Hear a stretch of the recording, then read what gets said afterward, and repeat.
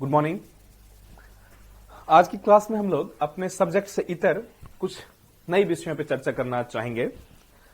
दरअसल बहुत क्वेरीज आ रही थी कि यूपीएससी में बिगिनर्स के लिए कैसे तैयारी किया जाए। जो लोग तैयारी कर रहे हैं उनका तो कोई इश्यूज नहीं, जो तैयारी शुरू करने जा रहे हैं, खास करके वो जो फर्स्ट जनरेशन है, अपने फैमिली में, अपनी सोसाइटी में पहली बार तैयारी कर रहे हैं, जिनके कोई नजदीकी रिश्तेदार या नजदीकी लोगों ने तैयारी नहीं किया है, ऐसे लोगों के मन में एक बड़ी दुविधा होती है। और यूपीएससी का चांस कुछ ऐसा है, और हाल के वर्षों में सोशल मीडिया के द्वारा इतना फैला है कि सारे लोग चाहते हैं तैयारी करें, लेकिन कैसे करें, खासकर उन बिगिनर्स के लिए बहुत मुश्किल भरा ये डिसीजन करना होता है और एक अप्रोच अपनानी होती है, बहुत मुश्किल। तो आज हम उसी की चर्चा करवाएंगे। UPSC preparation strategy for beginners.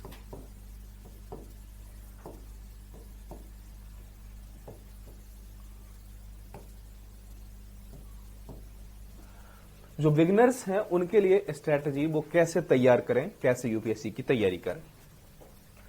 देखो, इसमें 3-4 प्रश्नों को एक साथ हम चाहेंगे डील कर लें, ताकि आपके लिए आसान हो जाएगा चीजों को समझना। सबसे पहले हम चर्चा करेंगे कि क्यों तैयारी करें, यूपीएससी की तैयारी क्यों करें। फिर होगा कि कैसे करें और कब से शुरू करें। इस 3 मुद्दों पे आज हम लोग कुछ डिस्कशन करवाएंगे। देखिए, सबसे पहली बात यह है कि यूपीएससी की तैयारी हर व्यक्ति को करना चाहिए, चाहे आप यूपीएससी में इंटरेस्टेड हैं या नहीं हैं, आपको ब्यूरोक्रेट बनना है या नहीं है, इससे मतलब नहीं है। तैयारी आपको एक खास दायरा में यूपीएससी की करनी ही चाहिए। हर एक व्यक्ति को जीवन में एक बार करना चाहिए, एक बार एग्जाम देना चाहिए। पूछोगे क्यों?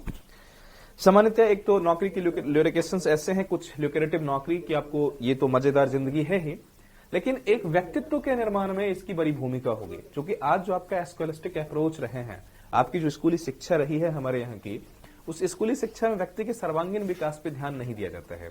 वो कुछ यूं होता है कि बच्चा फैक्ट मशीन बन के रह जाता है, उसकी अपनी जो क्यूरियोसिटी होती है उसे खत्म कर दिया जाता है। ये एक फ्रेश रियलिटी, सच्चाई है सिस्टम का कि कॉलेज से लेके यूनिवर्सिटी से लेके स्कूल तक जहां भी आप जब से आए हैं, आपकी क्यूरियोसिटी खत्म कर दी गई। तो एक बच्चा बोनसाई बन के आज रह गया है। बोनसाई दैट मीन गमले में जिस तरह हम पौधा को उगाते हैं, सिमिलरली बच्चों की भी यही हालात बन गई।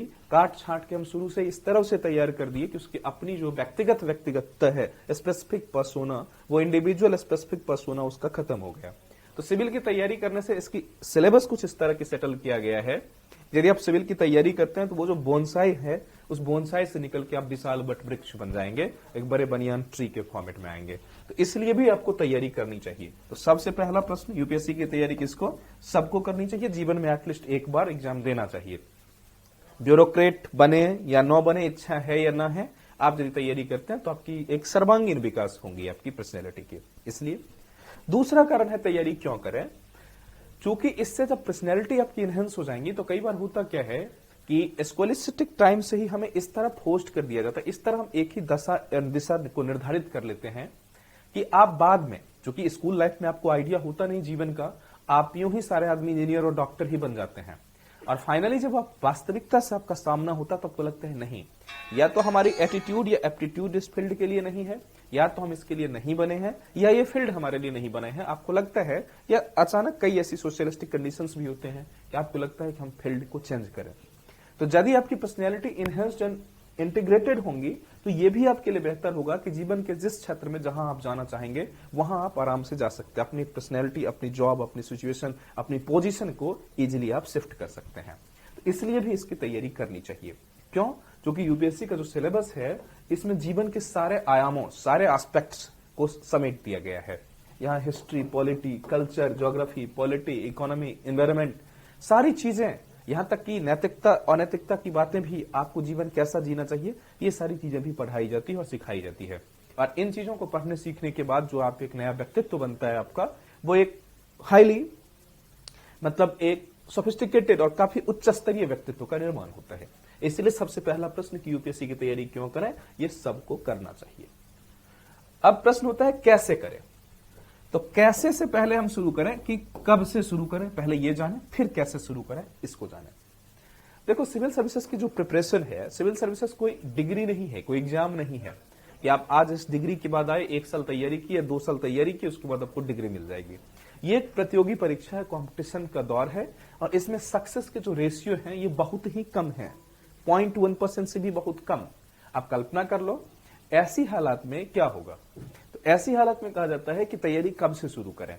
आपको तैयारी बैठ के यूपीएससी की नहीं करनी चाहिए कि आपने अपने करियर के किसी सेक्टर में आप सेटल हो गए, फिर आप ब्रेक लिए, फिर रुके, फिर तैयारी किए, पंचवर्षीय योजना बनाए। ऐसी तैयारी नहीं करनी चाहिए। आपने देखा होगा जो लोग ऐसी तैयारी करते हैं अंततः उसकी जो परिणति होती है वो अधिकांश केस में नेगेटिव ही होता है। अंत में व्यक्ति डिप्रेस्ड, फ्रस्ट्रेटेड हो जाता है।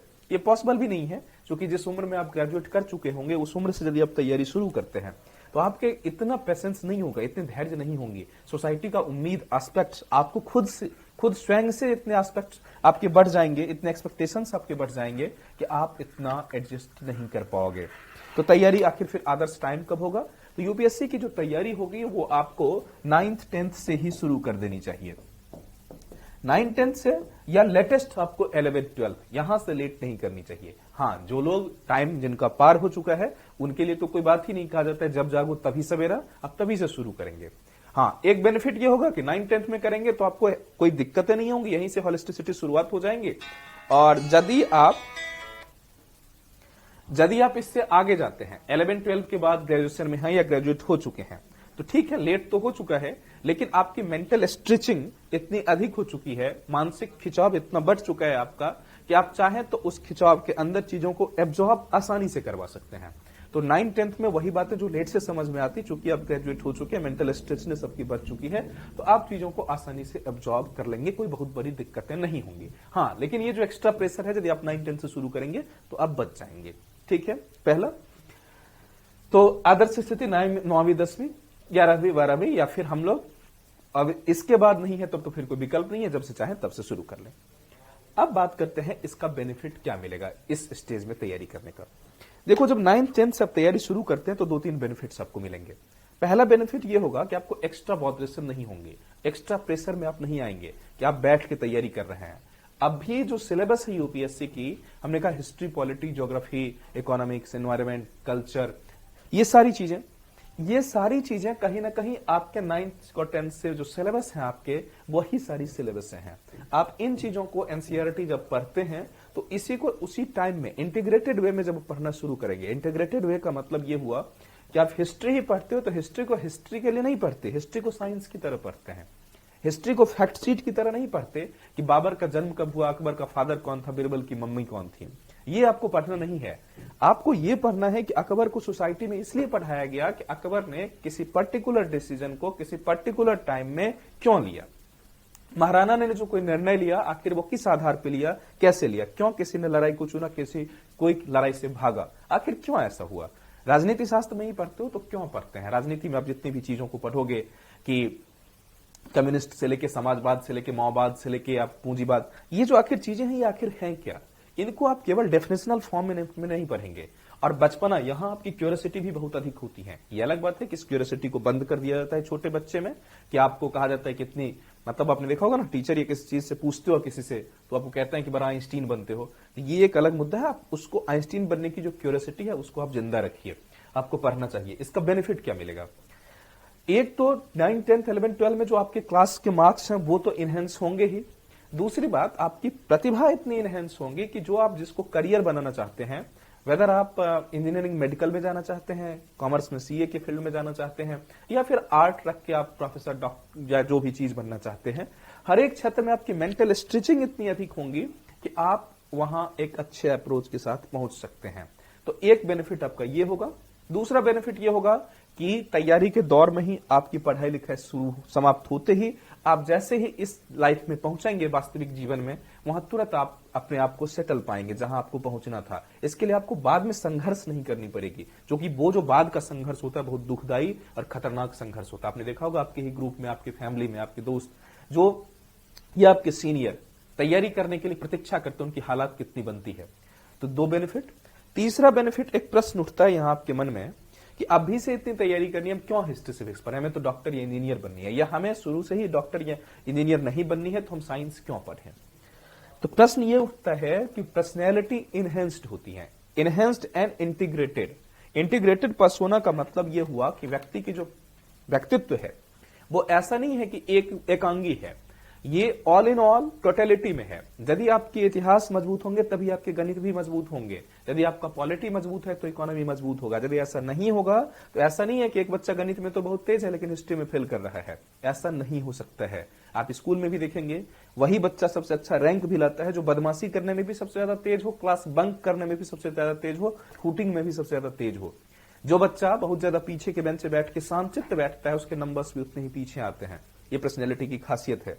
कहा जाता है ना कि एक चेन की सबसे अधिक मजबूती कहां होती है? चेन की सबसे अधिक मजबूती चेन की सबसे कमजोर कड़ी है। मतलब ये हुआ जैसे मान लो ये एक चेन है, तो इस चेन में मान लो ये सब चेन 1 2 3 बहुत मजबूत है, ये 4 बहुत कमजोर है। तो चेन जब टूटेगा तो इसी पॉइंट से टूट जाएगा, इसी 4 पॉइंट। यदि ये कमजोर है तो यहीं से टूट जाएगा, और यहीं से टूटने का मतलब होगा कि चेन टूट जाएगा। इससे बेहतर होता कि ये थोड़ा थोड़ा कमजोर होता और ये थोड़ा मजबूत होता, तो एक मजबूती मजबूत होती। वैसे ही आपकी पर्सनैलिटी में है, आपकी जो चीजें मजबूत होंगी तो पूरी पर्सनैलिटी मजबूत होंगी। खेल के साथ साथ, पढ़ाई लिखाई के साथ साथ हर चीज यदि मजबूत नहीं होंगी तो कहीं मजबूत नहीं होंगे। इसीलिए कहा जाता है कि पर्सनैलिटी एनहेंस्ड होना चाहिए और सारे सब्जेक्टों की ज्ञान आपको होनी चाहिए। दूसरा मुद्दा प्रैक्टिकल लाइफ में भी देखेंगे, आप विषय वस्तु के विशेषज्ञ होकर जीवन नहीं जी सकते। ऐसा इसलिए है कि यदि एक डॉक्टर ही है, एक इंजीनियर ही है, यदि केवल इंटेलिजेंसिया है, इमोशंस नहीं है, तो वो इंटेलिजेंसिया क्या होगा? डिस्ट्रक्टिव होगा, विध्वंसक होगा। इंटेलिजेंसिया के साथ साथ इमोशंस की भी महती आवश्यकता है, क्योंकि जो इमोशंस है वो इंटेलिजेंसिया को कंट्रोल एंड कोऑर्डिनेट करता है। और आज तो साइकोलॉजिकली, मेडिकल एथिक्स एक्सेट्रा में पढ़ाया जाता है कि डॉक्टर यदि मेडिकली ही किसी को ट्रीट करे तो उसकी संभावनाएं ठीक होने की बहुत कम होती हैं, लेकिन वही डॉक्टर यदि इमोशनली ट्रीट करे तो मेडिकली यदि वो बहुत ज्यादा स्पेशलाइज्ड नहीं भी है तब भी वो पेशेंट की ठीक होने के चांसेस बहुत अधिक होते हैं। आपने कई बार देखा होगा ना कि कुछ लोग ऐसे होते हैं कि बड़े विशेषज्ञ से ठीक नहीं हुए और एक छोला छाप ने दबा दिया, ठीक हो गया। तो मुद्दा वहां मेडिकल का नहीं था, वहां मुद्दा यह था कि आप मेंटल कंडीशंस, आपने उसे कैसे परस्यूड किया, कैसे आपने उसके अंदर की एक जिजीविसा को जगाया। तो ये चीजें होती हैं। तो आपको अपने किसी विशेषिक स्पेसिफिक फील्ड में भी सक्सेस होने के लिए इनहेंस्ड एंड इंटीग्रेटेड पर्सोना होना चाहिए, और ये पर्सोना यदि आप होंगी तो आप आगे बढ़ जाएंगे। इसलिए भी आपको यहां होलिस्टिक अप्रोच के साथ सारे सब्जेक्टों के साथ तैयारी करनी चाहिए। ठीक है, अब प्रश्न उठता है जब हम तैयारी करें तो कैसे करें, किस आधार पर करें। देखो, इससे पहले एक प्रश्न और भी आप समझ लो। कहा जाता है कि यूपीएससी में जो लोग फेल कर जाते हैं, क्योंकि सक्सेस रेशियो बहुत कम है, पास करने के चांसेस बहुत कम है, तो इतना रिस्क हम क्यों लें? इसका उत्तर यह है कि यूपीएससी इसलिए रिस्क लें कि हमने क्या कहा कि यूपीएससी ऐसी कोई कॉम्पिटिटिव एग्जाम तो है नहीं, प्रोफेशनल एग्जाम, कि आप उस प्रोफेशनल एग्जाम को जाकर डिग्री आपको मिलेगी। ये कॉम्पिटिशन है, प्रतियोगी परीक्षा है। यहां आपको इसलिए भी बुलाता है, आना चाहिए कि आपकी जो प्रतिभा है उस प्रतिभा का इस्तेमाल आप उसके लिए कर सकते हो जहां आपकी जरूरत है। आप सोसाइटी के बहुत बड़े वर्ग को बदलाव कर सकते हो, बहुत बड़े वर्ग में बदलाव कर सकते हो। आप चीजों को नई दुनिया, नए परिप्रेक्ष्य में ढाल सकते हो। एक आईएएस, एक ब्यूरोक्रेट का इतना पावर है, खास करके आज इंडिया में, तो जैसे चाहे सोसाइटी को मोल्ड कर सकता है। अब यदि प्रश्न उठता है कि यदि आप फेल कर गए तो हमने क्या कहा, यदि 9th 10th से आप पढ़ाई सही से किए रहेंगे तो फेल करने के चांसेस नहीं है। यहां स्टेट पीसीएस है, कहीं ना कहीं आप उच्च स्तर पे पहुंचेंगे। और यदि मान लो नहीं भी पहुंचते हैं तो कहा जाता है सिविल की जो तैयारी ठीक से किया है, यदि वो पास कर जाए सिविल, यूपीएससी क्रैक कर ले तो अच्छी बात, नहीं पास करे तो और अच्छी बात। क्यों और अच्छी बात? जब आप क्रैक कर जाएंगे, जब आप यूपीएससी को पास कर लोगे तो आपको एक सीमित दायरा मिलेगा, एक जिला मिलेगा, बहुत बाद में आपको पूरा देश के लेवल पे मौका मिलेगा चेंज करने का। लेकिन यदि आप पास नहीं करते हैं, आप इंडिपेंडेंट होंगे, स्वतंत्र होंगे, और जब स्वतंत्र होंगे तो आपकी बौद्धिकता इतनी अधिक हो चुकी होंगी जैसे सोसाइटी में किसी की नहीं होंगी। अर्थात आप एक ऐसे इंटीग्रेटेड पर्सोना के फॉर्मेट में होंगे जो जीवन के डिफरेंट आयामों को, उसके डिफरेंट एस्पेक्ट्स में समझ रहा है। और इन एस्पेक्ट्स में जब आप समझेंगे तो मनुष्य को मनुष्य होना, समाज को समाज होने के परिप्रेक्ष्य में समझेंगे, और इस तरह आप एक महती जो आवश्यक बदलाव, जिसकी समाज बाट जो हो रहा है, जिसकी प्रतीक्षा में है, आप वो कर सकते हैं और समाज को एक उत्तम, उत्कृष्ट, एक एक्सेलेंसी की ओर ले जाएंगे। इसलिए भी कहा जाता है कि तैयारी में यदि आप सक्सेस नहीं हुए तो कोई परेशानी की बात नहीं है, आपके लिए बेनिफिशियल होगा, आप उनसे और आगे जा सकते हैं। ऐसे तमाम एग्जांपल्स भरे पड़े हैं जहां आईएएसओ ने नौकरी छोड़ी और नई दुनिया में जाके एक नई दुनिया बसाई, एक नए एरा को क्रिएट किया। तमाम लोग हैं, आपके प्रेसिडेंट हैं, यूपीएससी फेल किए बाद में प्रेसिडेंट बने। आप कल्पना कर लो, कई ऐसे लोग हैं जो, कई सारे लोग हैं जो बदलाव के स्तर पर यदि जाने की बात करते हैं। जो यूपी की चीफ मिनिस्टर थी, वो तैयारी कर रही थी यूपीएससी की, नहीं हुआ, फाइनली चीफ मिनिस्टर बनी मायावती। अब कल्पना करो कितने बड़े स्तर पर उन्होंने बदलाव लाया। अभी जो प्रेसिडेंट है उनकी बात हमने की ही। कई सारे ऐसे लोग हैं जो जीवन के डिफरेंट एस्पेक्ट्स को डिफरेंट तरीके से बदला है। हाँ, बस इसके लिए चाहिए क्या है कि आपकी जो पर्सनैलिटी है वो इनहेंस्ड है, चीजों को बारीकी से आपको समझने की क्षमता होनी चाहिए। और ये क्षमता, उम्मीद तो ये की जाती थी कि इसको जो हमारे सिलेबस है वो इस तरह है कि वहां मिल जाए, लेकिन ऐसा होता नहीं है। तो इस तैयारी में आपको मिलेगा। तो यदि आप फेल भी कर जाते हैं, और भी कई कंडीशंस देखो ना, कुछ महत्वपूर्ण जो ल्यूक्रेटिव जॉब्स हैं, जो तथाकथित रूप से बहुत ही आकर्षक जॉब हैं, हम बात करें एक बार, ये पत्रकार की बात करें, एक लॉयर की बात करें, ये सब जो जॉब है ये ऐसा है कि किसी विषय विशेषज्ञता की आवश्यकता नहीं होती। इसमें किसी भी फील्ड से आप कभी भी चाहे स्विच कर सकते हैं इसमें। और जब इस फील्ड में जाओगे तो इस फील्ड में ऐसा नहीं है कि आप किसी विषय वस्तु के स्पेशल विशेषज्ञ हैं तो आपकी वकालत चल जाएगी या आपकी पत्रकारिता चल जाएगी, ऐसा संभव नहीं है। आपका होगा क्या, एक पत्रकार के लिए, एक लॉयर के लिए बहुत बहुविशेषज्ञ होना चाहिए, बहुमुखी प्रतिभा का धनी होना चाहिए। जब तक ऐसा नहीं होगा, एक पत्रकार कैसे किसी तमाम, एक ही पत्रकार होता है, विभिन्न विषयक इंटरव्यू करता है, विभिन्न प्रोफेशनल्स को डील करता है, विभिन्न विषयक आलेख को लिखता है। तो इन ऐसे लिखने, आलेखन में इंटरव्यू करने के लिए आप एक ही उत्कृष्ट प्रतिभा की मांग होती है आपकी, और वो प्रतिभा तभी मिलेगी जब आप इसकी अब तैयारी कर लेंगे। एक लॉयर है, कैसे बहस कर सकता है वो? आप एनजीओ चलाएंगे, समाज सुधारक का काम करेंगे, तो जब समाज सुधार आप कैसे करेंगे, एक नई व्यवस्था कैसे बनाएंगे, जब तक आप चीजों को उसके उस अप्रोच में नहीं समझेंगे।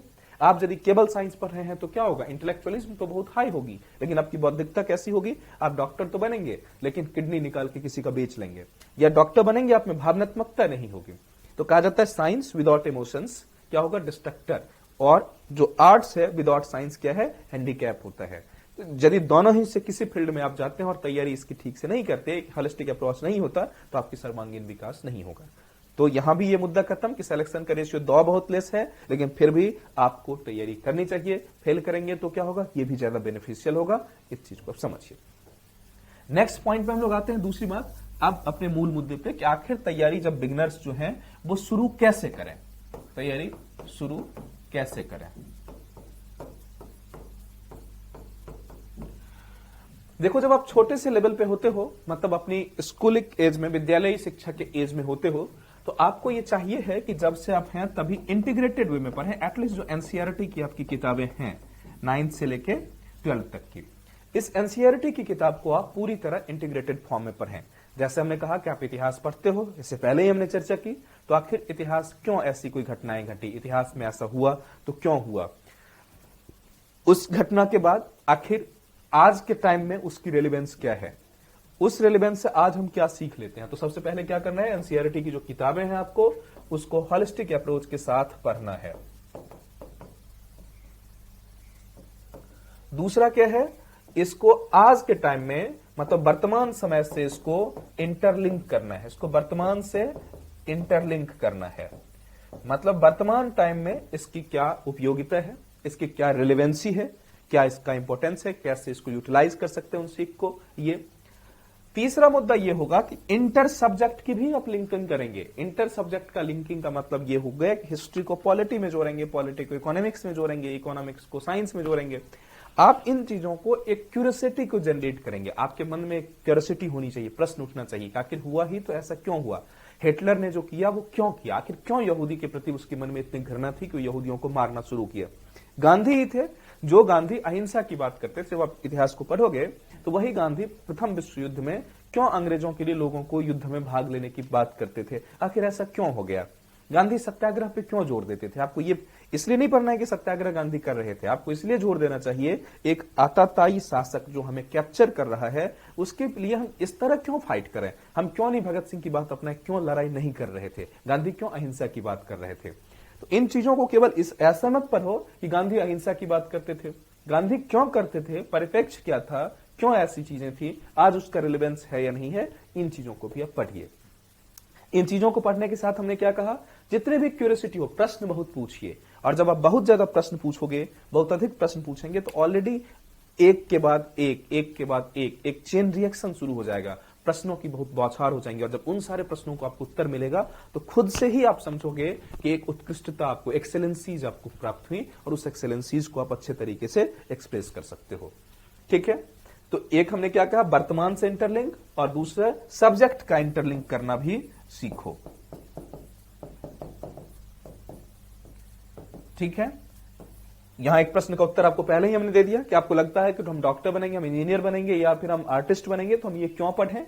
हमने कहा कि पर्सनैलिटी इनहेंस्ड होती है जब इन चीजों को साथ आप एक साथ करेंगे तो उस सेक्टर में भी अधिक अच्छे बनोगे। आपने देखा होगा ना, जो एक अच्छा, आपने कई सारे अभी वैज्ञानिकों को देखा होगा, कई सारे उत्कृष्ट प्रतिभा वाले लोगों को देखा होगा, वो म्यूजिक, पेंटिंग, डेंटिंग भी अच्छे करते हैं, खिलाड़ी भी अच्छे हैं, और एजुकेशन में भी काफी अच्छे हैं। एक तो एनसीईआरटी की किताब, दूसरी हमने क्या कहा, क्यूरियोसिटी आपकी बरकरार रहनी चाहिए। तीसरा जो सबसे महत्वपूर्ण काम है जिसे लोग इग्नोर करते हैं वो ये है कि चीजों को वर्तमान परिप्रेक्ष्य में पढ़ना। और ये कैसे वर्तमान परिप्रेक्ष्य में पढ़ोगे, तो कहा जाता है कि यूपीएससी के सिलेबस में जब जाओगे, यूपीएससी के साइट पे, तो वहां सिलेबस में लिखा हुआ है कि एक ऐसा व्यक्ति जो सजग रूप से पढ़ता है, जिसके आंख नाक कान खुले हैं, उसको स्पेशल तैयारी करने की जरूरत नहीं होगी। तो स्पेशल सजगता के साथ जीने का क्या मतलब, देश दुनिया में क्या हो रहा है, देश दुनिया की समस्याएं क्या है, देश दुनिया में आखिर आज वर्तमान की परिस्थिति क्या है, इन चीजों को भी आप अपने सब्जेक्टिव मैटर से जोड़ने की कोशिश करो। और जब इन सब्जेक्ट को आज के टाइम में और आज को सब्जेक्ट से जोड़ने की कोशिश करेंगे तो आप एक सर्वांगीण प्रतिभा का विकास होगा। तो ये कैसे होगा सजगता, इसके लिए आपको एटलीस्ट एक newspaper and magazine, newspaper and magazine पढ़ना ही चाहिए। हाँ, जो लोग स्कूली अवस्था में हैं, जिनकी एग्जाम्स वगैरह हैं, उनको इतना समय नहीं होगा, तो न्यूज़पेपर तो आप डेली पढ़िए, न्यूज़पेपर आपको एटलीस्ट डेली पढ़ना है। मैगजीन मौका मिले तो कभी कभार पढ़ लीजिए, महीना में 10-20 दिन या 2-4-5 दिन भी मैगजीन जरूर पढ़िए। न्यूज़पेपर कम से कम आधा से 1 घंटा, यदि 9th-10th में कम उम्र में है तो एटलीस्ट आधा घंटा 45 मिनट, बड़े हैं यदि 11th में है तो कम से कम आपको 1 घंटा, एटलीस्ट आधा घंटा से 1 to 1 hour, half to 1 hour newspaper आपको पढ़ना ही होगा।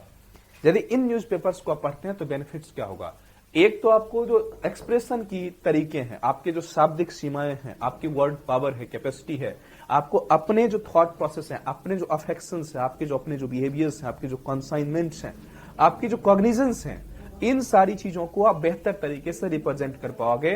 और बेहतर तरीके से जब रिप्रेजेंट कर पाओगे तो बेहतर तरीके से लोगों को इन्फ्लुएंस्ड भी कर पाओगे, सोसाइटी को प्रभावित भी कर पाओगे।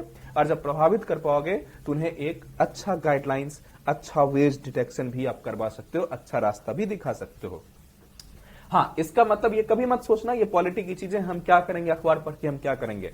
अखबार पढ़ने के साथ साथ ही आपकी पर्सनैलिटी इनहेंस होगी, इन चीजों के साथ ही आप आगे बढ़ पाएंगे। वरना दुनिया में क्या होता है, 80% लोग ऐसे हैं जो मृतप्राय हैं। मृतप्राय का मतलब ऐसा माना जाता है कि 80% लोग क्या है, आप देखो अपने घर में ही, अपने सीनियर्स को भी देखो, कई लोगों को, वो मॉर्निंग में ऑफिस जाते हैं, शाम को लौट के आते हैं, प्राइम मिनिस्टर कौन बना, चीफ मिनिस्टर कौन बना, इससे उन्हें कोई मतलब नहीं है, आराम से भोजन करते हैं, सोते हैं, इनफ। जीवन केवल इसलिए तो नहीं है। एटलीस्ट आप जिस फेज में हैं आपको ये होना चाहिए कि मैं कौन, क्या, बदलाव की कैपेसिटी, क्षमता, क्यूरियोसिटी आपके अंदर होनी चाहिए। आखिर चीफ मिनिस्टर है तो वो क्यों है, आपको वोटिंग का राइट है, तो वोटिंग की राइट आपको किस आधार पर देनी चाहिए, क्यों वोटिंग की राइट 18 से कम में नहीं मिला, 18 ईयर के बाद वाले को वोटिंग का राइट क्यों है। और जिस दिन आप इस एलिजिबल हो जाओगे तो वोट सीधे गिरा देना, वोट डालना नहीं है, वोट क्यों दें, किसको दें, आखिर उस पार्टी, उस व्यक्ति की विचारधारा क्या है, थॉट प्रोसेस क्या है। जब इस बात को सोचेंगे तो आप आगे आएंगे। तो हमने क्या कहा, 80% जो पीपल्स हैं वो मृतप्राय हैं, उनके पास अपनी बुद्धि ही नहीं है, जैसा चल रहा है वैसा ही चल रहा है। जो 20% लोग हैं, इसमें ध्यान रखिए, रिमेनिंग, उसका 10% ऐसा है जो आपको छिद्रान्वेषी हैं, वो नेगेटिव लोग हैं, वो हर चीज में नकारात्मकता ढूंढते हैं, पॉजिटिवनेस उनको नहीं दिखता, ये कुछ नहीं करते, जो हो रहा है उसका विरोध करते। बचा जो 10%, इस 10% लोगों में 6% लोग ऐसे होते हैं जो एक्टिव पार्टिसिपेटर होते हैं। एक्टिव पार्टिसिपेटर का मतलब हुआ कि ऐसे व्यक्तित्व जो आगे बढ़ के काम करने की कोशिश करता है, आगे बढ़ के डिसाइड करने की क्षमता रखता है, ऐसे लोग एक्टिव पार्टिसिपेटर होते हैं। बचा कितना, 4%। ये जो 4% लोग होंगे यही होता है लीडर। लीडर का मतलब आप अपने यहां वाला नेता मत समझना, लीडर का मतलब होगा ऐसा जो नेतृत्व करता है, डील करता है, एक नई आइडिया, न्यू फॉर्मेशन, नई कंडीशन को बनाता है और इस नई फॉर्मेशन, नई कंडीशंस को बनाने में ये जो 6% एक्टिव पार्टिसिपेटर थे वो इनका सहयोग करते हैं और यही लोग पूरी दुनिया को बदल डालते हैं। भगत सिंह से लेके महात्मा गांधी से लेके ईश्वरचंद्र विद्यासागर, जहां तक भी आप चर्चा करो तो वो जो लोग थे वो इसी 4% वाले लोग थे। तभी तो भगत सिंह ने कुछ डिसाइड किया कैसे नहीं ऐसा होना चाहिए। विद्यासागर ने तभी तो कहा कि सत्य प्रथा होनी चाहिए या नहीं होनी चाहिए। राजाराम मोहन राय तभी तो कहा कि मूर्ति पूजा, जाति प्रथा, विधवा विवाह, क्या एक महिला को सती होना जरूरी है, नहीं है, क्यों नहीं है। तो ये जो एक प्रश्न उठाया जिसके बाद विरोध हुआ, विरोध करने के बाद उन्होंने एक नई दुनिया बना दी। तो ये नई दुनिया कब बनाए? उस के टाइम में भी लोग थे, आए मर गए चले गए, कोई मुद्दा नहीं रहा। तो आपको बनना क्या है? इस 80% मृतप्राय लोग में आपको रहना है या फिर इस 10% नकारात्मक में रहना है, या 6% पार्टिसिपेटर और 4% लीडर? तो आप में लीडरशिप की कैपेसिटी होनी चाहिए। लीडरशिप यदि आपकी होगी, एक न्यू कंडीशन, न्यू कंसर्न्स यदि आप क्रिएट कर पाते हो तो ऑब्वियसली आपको 6% एक्टिव पार्टिसिपेटर मिल जाएंगे और यही जो 10% लोग हैं वो पूरी दुनिया को बदलते हैं, नई दिशा एवं दशा देते हैं। तो आई होप कि जब आप इनकी तैयारी करेंगे तो आप इस काबिल बनेंगे। तो क्या करना चाहिए? न्यूज़पेपर या अखबार आपको पढ़ना ही चाहिए। इसी से आपके अंदर क्यूरियोसिटी जनरेट होगी। जैसे मान लो अभी पता चला कि प्राइम मिनिस्टर किसी भी देश दौरे पे गए हैं तो आपको तुरंत उस बारे में क्यूरियोसिटी उठनी चाहिए कि आखिर प्राइम मिनिस्टर वहां गए तो क्या हुआ, क्यों गए प्राइम मिनिस्टर, उस देश की ऐतिहासिकता क्या है, उस देश की वर्तमान रेलेवेंस क्या है, यूएनओ में भाषण दिए तो यूएनओ क्या है, क्यों बना यूएनओ, सेकेंड वर्ल्ड वॉर क्यों हुआ। ऐसी जितनी भी चीजें होंगी आप बिगनर्स की तरह, जो छोटे बच्चे हैं, खास करके आज को हमारा वीडियो उन्हीं बिगनर्स के लिए है, तो आप हमेशा क्यूरियोसिटी बनाए रखो, प्रश्न प्रति प्रश्न पूछो। इसके लिए आप अपने सीनियर, अपने पेरेंट्स, अपने टीचर और अंततः गूगल आपके हाथ में है, गूगल का इस्तेमाल करिए। न्यूज डेली सुनिए इन चीजों के साथ, और जब प्रॉब्लम हो जो भी तो हम लोग आपके साथ होंगे। जो भी प्रॉब्लम्स हो आप आस्क करिए, हम लोग आपकी हेल्प कर देंगे और तैयारी करिए। आई होप एक नई दुनिया को बदलने में आप सक्षम होंगे। ठीक, फाइनल इस निष्कर्ष पर हम लोग पहुंचे, तैयारी कैसे करनी है। एनसीईआरटी की अप्रोच आपको ठीक से पढ़नी है, आपको करंट अफेयर मैगजीन डेली पढ़नी है, कुछ राइटिंग प्रैक्टिस करनी है, विभिन्न एस्पेक्ट्स पे सोचना है, अलग अलग सब्जेक्ट्सों को भी ध्यान में रखना है। ठीक है, चलिए तब तक के लिए थैंक यू। आई होप सारी क्यूरियोसिटी आपकी खत्म हो चुकी है।